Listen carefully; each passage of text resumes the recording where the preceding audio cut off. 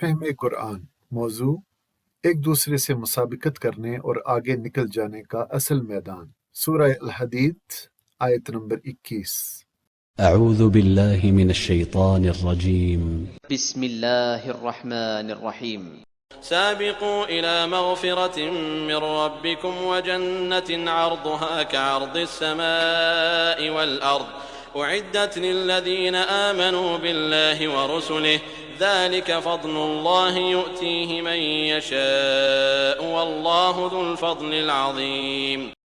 دوڑو اور ایک دوسرے سے آگے بڑھنے کی کوشش کرو اپنے رب کی مغفرت اور اس جنت کی طرف جس کی وسعت آسمان اور زمین جیسی ہے، جو مہیا کی گئی ہے ان لوگوں کے لیے جو اللہ اور اس کے رسولوں پر ایمان لائے ہوں۔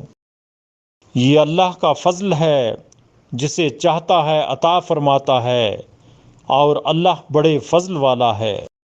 مسابقت کے معنی مقابلے میں ایک دوسرے سے آگے نکلنے کی کوشش کرنے کے، یعنی سبقت لے جانے کے ہیں۔ تو اس آیت میں ہمیں یہ کہا گیا کہ تم دنیا کی دولت اور لذتیں اور فائدے سمیٹنے میں ایک دوسرے سے بڑھ جانے کی جو کوشش کرتے ہو اور کر رہے ہو، اسے چھوڑ کر اس چیز کو ہدف مقصود بناؤ اور اس کی طرف دوڑنے میں بازی جیت لے جانے کی کوشش کرو۔ نیک اعمال میں دوسروں سے آگے بڑھنے کی کوشش کرو، مسابقت کرو اپنے رب کی مغفرت اور اس جنت کی طرف جو اتنی بڑی ہے کہ اس کا عرض آسمان و زمین کے عرض کے برابر ہے۔ اور سورہ آل عمران کی 133 نمبر آیت میں فرمایا کہ اس کا عرض تمام آسمانوں اور زمین کے عرض کے برابر ہے، لہٰذا تم دنیا کے بجائے اسے حاصل کرنے کی کوشش کرو جس کی وسعت آسمانوں اور زمین کی وسعت سے بڑی ہوئی ہے۔ عارضی دنیا کی اس مسابقت کو ترجیح نہ دو، بلکہ اپنی یہی صلاحیتیں اللہ کی رضا اور جنت کے حصول کے لیے صرف کرو۔ مسابقت کا اصل میدان جنت کے حصول کا میدان ہے۔ غور کیجئے، تم موجودہ دور میں سائنس کی ترقی اور حیرت انگیز ترقی کے باوجود ابھی تک کائنات کی وسعت کے بارے میں انسان کا علم نہ ہونے کے برابر ہے۔ صرف ہماری کہکشاں جو ہمارا گھر ہے، ملکی وے جسے کہتے ہیں، اس میں ناسا کے مطابق there are 100 billion stars in the Milky Way on the low end and 400 billion on the high end۔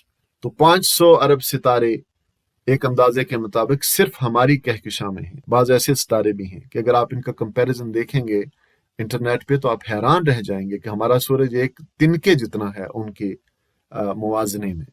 اب تک میسر ہونے والی معلومات کے مطابق اس کائنات میں اربہ ارب کہکشائیں ہیں، اور ہر کہکشاں کی وسعت اور ایک کہکشاں سے دوسری کہکشاں یعنی گلیکسی کے فاصلے کو لائٹ ایئرز یعنی نوری سال، وہ ایئر جس میں روشنی اپنا سفر طے کرتی ہے، اس میں میئر کیا جاتا ہے، اس میں ماپا جاتا ہے۔ ہر کہکشاں میں ان گنت ستارے ہیں، اربوں خربوں ستارے ہیں۔ ہمارے نظام شمسی جیسے بے شمار نظام ہیں اور لا تعداد سیارے ہیں۔ اگر آپ نیٹ پر زمین اور سورج اور دیگر ستاروں کی جسامت کا موازنہ دیکھیں تو آپ کو علم ہوگا کہ ہماری زمین تو اس کائنات میں ایک ذرہ کے برابر بھی نہیں۔ تو اندازہ کیجئے جنت کتنی بڑی ہوگی، کتنا مٹیریل ہے، کتنا مادہ ہے ان ستاروں اور کہکشاؤں میں، اور یہ سب کس کا ہے، اس کا مالک کون ہے، اور اس کے پاس اور کتنا کچھ ہے، کس کو خبر۔ ہماری زمین بھی تو انہی مادوں کے ٹھنڈا ہونے سے بنی ہے۔ کیا اس کا مالک، کیا اس کا خالق اس زمین سے کروڑوں اربوں گنا بڑی جنت نہیں بنا سکتا؟ کیوں نہیں؟ کیا وہ ایسی لاکھوں زمینیں نہیں بنا سکتا جو اس زمین کے کرے سے زیادہ خوبصورت ہوں اور زندگی کے لیے زیادہ موزوں بھی ہوں؟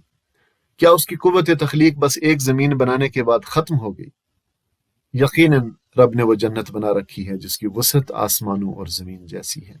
تو فرمایا گیا کہ اگر تم سچے دل سے اللہ اور اس کے رسول کی اطاعت کرو گے تو تمہارے گناہ اور لغزشیں بھی اللہ تعالیٰ معاف فرما دے گا، اور اتنی وسیع و عریض جنت بھی عطا فرمائے گا۔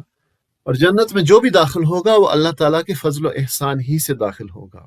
انسان مجرد اپنے عمل کے ذریعے سے جنت کا مستحق نہیں بن سکتا جب تک کہ اللہ تعالیٰ کا فضل اس کی دستگیری نہ کرے۔ کسی کا ایمان لانا اور نیک اعمال کرنا بھی اللہ کے فضل ہی سے ممکن ہے۔ یہ اللہ ہی کا فضل ہے کہ وہ کسی کو جنت کے راستے پہ چلائے۔ اللہ ہمیں بھی اس وسیع و عریض جنت کے وارثوں میں شامل فرمائے، آمین ثم آمین۔